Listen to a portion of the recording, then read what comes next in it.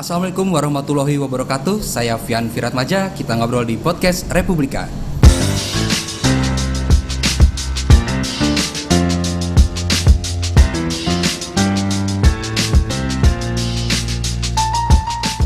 Sahabat Republika, kita sudah tahu hutan menjadi paru-paru dunia. Akan tetapi, selain itu hutan memiliki banyak manfaat lain. Salah satunya, hutan menjadi lumbung ketahanan pangan. Sebenarnya, apa sih maksud dari hutan sebagai lumbung ketahanan pangan? Untuk membahas hal ini, kita sudah kedatangan Mas Muhammad Farid, Direktur Program dari Ekonusa. Halo, apa kabar Mas? Kabar baik Mas Pian. Alhamdulillah. Mas, selamat siang. Siang Mas Farid. Kita mau langsung bahas nih Mas. Sebenarnya apa sih maksud dari hutan sebagai lumbung ketahanan pangan? Oh baik, jadi hutan itu terutama hutan tropis. Iya. Hutan tropis Indonesia dikenal sebagai lumbung biodiversity sebenarnya. Biodiversity. Dan karena dia biodiversity, ini kan sumber pangan sebenarnya biodiversity itu. Jadi misalnya saja di hutan Papua, dalam 1 hektar itu ada paling tidak 125 jenis pohon. 125 jenis pohon. Itu sangat berbeda dengan hutan temperate di Eropa sana. Betul. Atau di Amerika ya. Betul. Karena mungkin mereka 1 hektar itu cuma 4 jenis pohon saja. 5 jenis lah ya.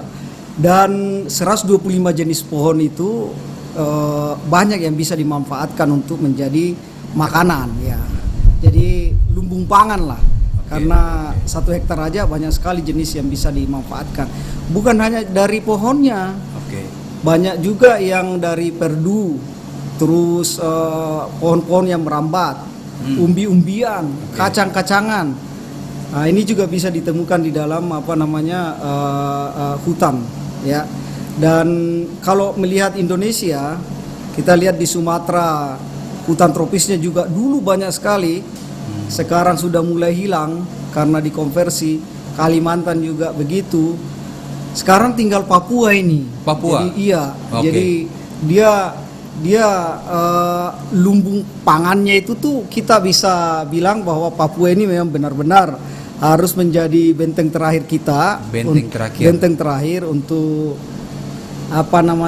melihat bahwa pangan itu sumber dari hutan bisa kita temukan di Indonesia bagian timur, khususnya di Papua. Emang apa yang terjadi sih Mas sampai Mas Farid bilang Papua harus menjadi benteng terakhir? Emang kondisi di Papua mengenai hal ini seperti apa kondisi real sekarangnya itu Mas? Ya, jadi sekarang ini kan hutan di Papua itu kan ada 33 juta hektar. Ya, 33 juta hektar ini masih sangat banyak jumlah jenis yang virgin, yang belum pernah diganggu, yang belum pernah dibuka hutannya untuk menjadi kepentingan yang lain, kebutuhan yang lain. Sekarang sudah mulai ya. Mulai ada. Perlahan sudah mulai ada konsesi-konsesi yang masuk ya. Jadi konsesi ini kan mengkonversi dari hutan yang primer yang banyak jenis pohon dalam 1 hektar itu bisa menjadi hilang sekejap karena dirubah menjadi perkebunan sawit misalnya, terus berubah menjadi konsesi untuk logging. Nah ini nih sebenarnya itu mengancam juga ketahanan pangan di masa depan. Ya, karena selain secara langsung kita bisa mendapat bahan pangan dari hutan, ya. Jadi kalau saya bilang bahan pangan dari hutan itu mulai dari hutan di pantai sampai di pegunungan, itu bisa kita temukan beragam jenis pangan yang sumbernya dari hutan.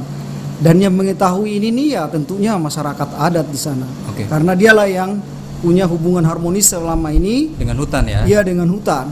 Belum tentu orang-orang yang ada di Indonesia bagian barat itu tahu bahwa ternyata ada pakis tertentu yang bisa dijadikan sayur. Ternyata ada misalnya buah merah yang bisa dijadikan sayur buat mereka. Ya apalagi sagu ya, kalau misalnya di sana ada makanan utama kan. Sagu itu makanan utama. Jadi benar-benar kalau bicara ketahanan pangan sebenarnya hutan itu menyediakan jasa secara langsung maupun tidak langsung. Kenapa saya bilang jasa secara tidak langsung, karena begini ceritanya, Oke, baik. Mas Pian. Jadi kan Gimana? kalau misalnya kita punya hutan yang primer, Iya. kalau mungkin teman-teman yang ada di Indonesia bagian barat itu masih bisa melihat di kawasan-kawasan konservasi ya, Konservasi. taman nasional, Taman karena tidak nasional, boleh diganggu BKSDA. kan? Iya. Ya, BKSDA yang melakukan itu. Itu kan hutan primer. Dia sebenarnya menyediakan jasa untuk kegiatan pertanian di sekitarnya. Misalnya saja dari data yang ada, 1 hektar itu ada sekitar 300 pohon hutan yang bisa sampai 400 juta ton air yang bisa disimpan dalam 1 tahun. Dan dia lepaskan perlahan untuk kegiatan pertanian di sekitarnya. Oke. Jadi pengairan sawah dan lain-lain. Nah, ini jasa yang tidak langsung. Belum lagi jasa yang tidak langsung yang bisa kita temukan dari hutan, misalnya penyerbukan. Iya, serangga itu hidup di mana sih kan? Selain Hidupnya hutan. ada di hutan. Iya. Terus kelelawar hidup di mana? Di hutan Di juga. hutan juga. Iya. Mereka itu butuh iklim mikro supaya dia bisa hidup. Jadi hidupnya di hutan, tapi fungsinya menyerbuk. Jadi wilayah pertanian ya taruhlah misalnya di wilayah puncak sana, kalau di daerah sini ya. Iya. Pertanian di sana itu tidak akan berhasil kalau hutan di sekitarnya juga hilang. Sudah dikonsesi gitu. Dirubah menjadi konsesi tertentu karena serangganya hilang. Oke. Serangganya hilang dan banyak yang hilang kalau misalnya dikonversi menjadi monokultur ya, perkebunan yang hanya satu jenis, misalnya sawit saja gitu ya. Iya. Atau menjadi hutan tanaman industri saja. Ya, ini memang sudah ada peruntukannya, sehingga untuk ke depan agar hutan sebagai lumbung pangan itu ya memang harus direncanakan baik-baik, yang mana yang boleh dibuka dan yang mana yang tidak. Bagi kami sih tidak, Ekonusa itu tidak melarang-larang ada kegiatan industri juga di pertanian, asalkan itu terencana dengan baik. Jangan sampai ada wilayah-wilayah yang harusnya jangan dibuka, apalagi masyarakatnya sangat bergantung di sana. Apalagi juga perekonomian di kabupaten itu atau di provinsi itu juga bisa diperoleh dari kegiatan mengelola hutan atau jasa lingkungannya tadi. Maka ini yang harus dipertahankan lah untuk di masa depan. depan. Tadi kan sudah menyinggung mengenai masyarakat adat ya. Iya. Memang tanggapan atau respon masyarakat adat sendiri dengan ancaman-ancaman seperti itu saat ini tuh seperti apa sih Mas? Ya terlebih kayak di Papua tadi kan yang Mas Farid bilang. Iya, jadi kan masyarakat adat itu kenapa kita perlu bekerja sama dengan masyarakat adat? Sebenarnya yang paling penting itu knowledge-nya mereka. Kita sering mendengar juga, saya banyak kali juga mendengar membaca lah di koran-koran, di Republika saya baca mengenai kearifan lokal ya. Banyak dibahas juga itu. Nah, ini yang tersimpan di mereka sebenarnya. Kearifan lokal mereka, pengetahuan lokal mereka terkait dengan hutannya. Jadi kami mengambil langkah untuk bekerja sama dengan mereka karena pertama dia tahu yang mana ini yang bisa menjadi bahan makanan. Dia tahu juga yang mana yang tidak bisa jadi bahan untuk obat-obatan. Oh, dia tahu semua itu Mas Pian. Jadi karena mereka emang hidup dan tinggal di sana kan ya. Sudah lama dia di situ turun temurun. Jadi ya kita harus mendekati mereka lah biar kita tahu apa yang selama ini digunakan dari hutan. Baik itu pangan tentunya ya, karena ini kebutuhan sehari-hari. Jadi protein juga. Kita belum menyinggung ini protein. Dari tadi saya bilang tumbuhan, umbi-umbian. Ya, saya ingin sampaikan kalau misalnya kita melihat data-data kuantitatif, di Papua itu ada 33 varietas yang terkait dengan umbi-umbian. Umbi, ya, jadi umbi-umbian. Jadi yang namanya ubi kayu ya. Terus ada juga kita sering lihat ada ubi jalar. Ternyata di sana itu ada 33 jenis. Ya mungkin di kita ini yang di kota hanya taunya cuma 2 jenis saja.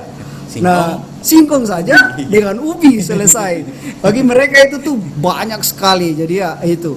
Ini dari tumbuhannya saja Baru tumbuhan. Belum kita bicara protein. Protein hewani? Hewani ya.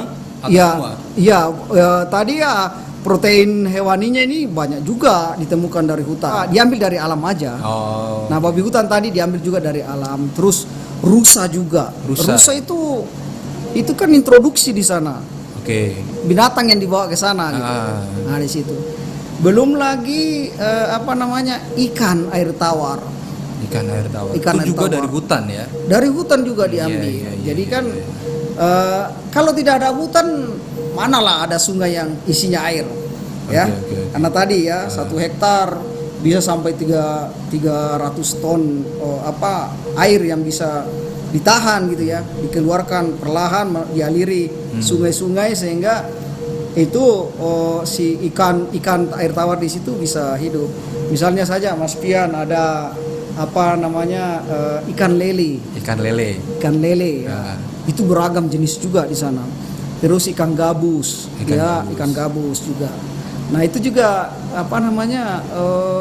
ini jasa lingkungan yang tidak secara langsung yang bisa didapat ya, karena yang bisa kita dapat dari hutan jasa lingkungan airnya tadi. Sehingga ikan air tawar juga bisa kita dapat gitu ya. Mas Farid, berarti Ya. kan secara tidak langsung dari yang sudah Mas Farid paparkan ini Ya. banyak banget dong berarti kan, dan nggak berlebihan kalau emang hutan itu menjadi lumbung ketahanan pangan. Ya, Nah, betul. lalu apa yang Ekonusa akan lakukan untuk menjaga ini tetap menjadi lumbung ketahanan pangan? Terlebih lagi sudah ada ancaman-ancaman akan terjadinya konsesi di hutan-hutan.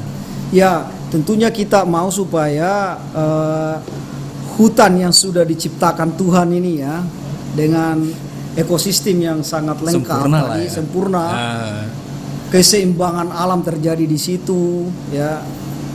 Bagaimana tadi proses sampai ada regenerasi pohonnya, terus proses bagaimana evaporasi airnya di sana. Hutan sebagai penjaga air untuk masyarakat di kota juga. Nah, ini tentunya kita mau supaya itu tetap berjalan sealamiah mungkin. Ya, yang terlanjur terbuka ya tidak apa-apa. Kita tidak akan melarang itu, tidak melarang. Karena ini juga ada kepentingan ekonomi di sana ya. Jadi hutan sekunder oke, dikelola dengan baik, dengan berkelanjutan, tidak masalah. Hutan-hutan primer, hutan tropis primer yang sangat kaya tadi ya, masih banyak yang kita belum manfaatkan sebagai pangan juga di sana. Oke. Jadi itu harusnya dipertahankan, dilakukan penelitian, terus bekerja sama dengan masyarakat. Misalnya saja kalau ditanya Ekonusa ngapain aja, ya. Jadi sekarang ini kan kita kita baru 1 tahun nih bekerja. 1 tahun di sana. Ya, Oke. yang efektif ya. Oke, Kita boleh. sudah ada 44 desa yang kita kerjasama. 40 desa itu cakupannya di 44 mana desa. aja, Mas? Kita ada di Sorong, Kabupaten Sorong. Kita ada di Kaimana, Kayak mana? ada di Tambrau, terus di Yapen juga ada, di Bintuni juga ada. Terus kita ada di Paniai juga.